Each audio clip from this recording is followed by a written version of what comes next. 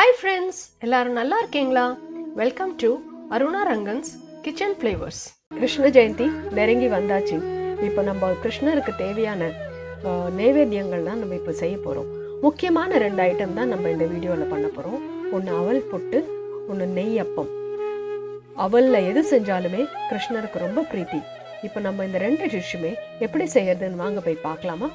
செம ஃபாஸ்ட்டாக மேக்ஸிமம் ஒரு 10 மினிட்ஸில் செய்யக்கூடிய இந்த டிஷ் தான் இந்த அவல் புட்டு. இந்த அவல் புட்டு செய்யறதுக்கு தேவையான பொருட்கள், முதல்ல கெட்டி அவல் எடுத்துக்கோங்க, ஒரு கப் அளவு. அதை நல்லா மிக்சியில் போட்டு ஒரே ஒரு சுத்து சுற்றினா அது பவுடர் ஆகிடும். அதை ஒரு பவுலில் எடுத்து வச்சுக்கோங்க. அடுத்தது வெல்லம் 1 கப்பு, துருவின தேங்காய் 1 கப்பு, ஏலக்காய் பொடி 1 டீஸ்பூன், நெய்யில் வறுத்த முந்திரி பருப்பும் பாதாமும் ஒரு டேபிள் ஸ்பூன் ஈச்சு. நம்ம பவுடர் பண்ணி வச்சிருக்கிற அவலை ஒரு பவுல் எடுத்து போட்டுட்டு கொஞ்சம் கொஞ்சமாக அதில் தண்ணியை தெளித்து அதை பெசரி விடணும். அது ஒரு 5 நிமிஷம் அந்த மாதிரி பண்ணினீங்கன்னா நல்லா உதிராக வரும். அதை ஒரு டவலை போட்டு மூடி ஒரு 10 நிமிஷம் சைடில் அப்படியே விட்டுடணும். அந்த மாதிரி பண்ணும்போது அவல் நல்ல இந்த தண்ணியெல்லாம் ஊறி எடுத்துட்டு நல்லா உதிராக ஆகி நல்லா சாஃப்டாக நல்ல மெத்துன்னு இருக்கக்கூடிய ஒரு பக்குவத்துக்கு வரும்.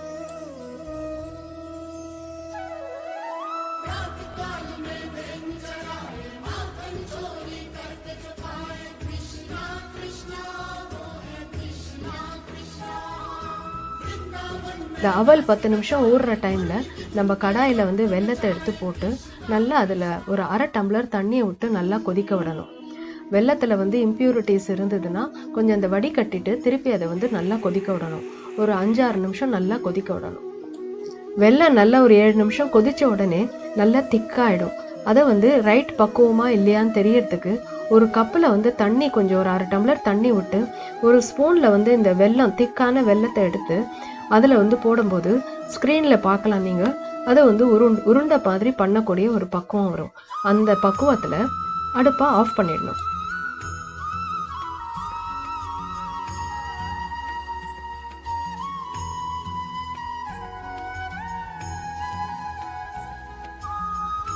இப்போ ஆல்மோஸ்ட் ஃபைனல் ஸ்டேஜுக்கு வந்தாச்சு. இந்த வெல்லம் நல்ல பக்குவத்தில் இருக்குது. இப்போ நம்ம பவுடர் பண்ணி வச்சுருக்கிற அந்த அவல் தண்ணியில் மிக்ஸ் பண்ணி வச்சுருக்கோம். அதை எடுத்து இதில் கொஞ்சம் கொஞ்சமாக அந்த அவலில் சேர்த்து மிக்ஸ் பண்ணணும். கூடவே நம்ம எடுத்து வச்சுருக்கிற ஏலக்காய் பொடி, அதுக்கப்புறம் இந்த பாதாம் முந்திரி பருப்பு இது எல்லாத்தையும் சேர்த்து போடணும். தேங்காவையும் 1 கப் எடுத்து வச்சுருக்கோம். எல்லாத்தையும் ஒன்றா சேர்த்து ஒன்று போல் எல்லாம் நல்லா மிக்ஸ் பண்ணி ஒரு டேபிள் ஸ்பூன் அளவுக்கு நெய்யை போட்டு நல்லா கலரி விட்டுடணும். அப்போது நம்மளோட அவல் புட்டு தயாராகிடுச்சின்னு அர்த்தம்.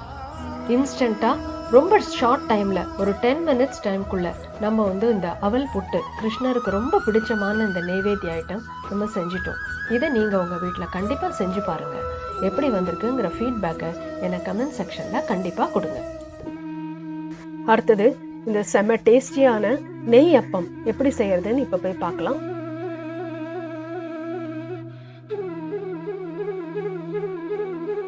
தேவையான பொருட்கள்: வெல்லம் 1 கப்பு, 1/2 கப்பு அரிசி மாவு, 1 டீஸ்பூன் அளவுக்கு ஏலக்காய் பொடி, ஒரே ஒரு வாழைப்பழம்.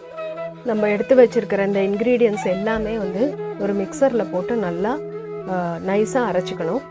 தண்ணி எதுவும் விட வேண்டாம். ரொம்ப கட்டியாக இருந்தால் மாத்திரம் விட்டு அரைச்சிக்கலாம்.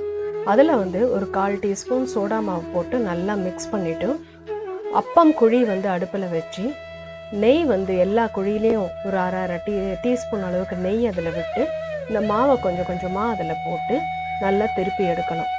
இப்படி நம்ம செஞ்சோமானா சுவையான ரொம்பவே டேஸ்டியான நெய் அப்பம் கிருஷ்ணருக்கு நைவேத்தியம் பண்ணுறதுக்கு ரெடி ஆகிடும். இந்த முன்ன ஏற்பாடுமே இல்லாமல் ரொம்ப ஃபாஸ்ட்டாக நம்ம 2 டிஷ் நம்ம இப்போ செஞ்சிட்டோம். ஒன்று அவல் புட்டு, இன்னொன்று நெய் அப்பம்.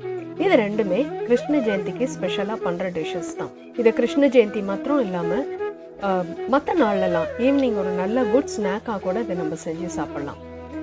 இந்த டிஷ் 2மே இந்த கிருஷ்ண ஜெயந்திக்கு எல்லாருமே செய்யுங்க. செஞ்சு பார்த்துட்டு எப்படி வந்திருக்குங்கிற ஃபீட்பேக் எனக்கு அவசியம் கொடுங்க. இந்த ஃபீட்பேக் அண்ட் கமெண்ட்ஸ் தான் எனக்கு ஒரு பிக் மோட்டிவேஷன். இந்த ஜன்மாஷ்டமியை சிறப்பாக கொண்டாடுங்க. Wish you all a very happy Janmashtami.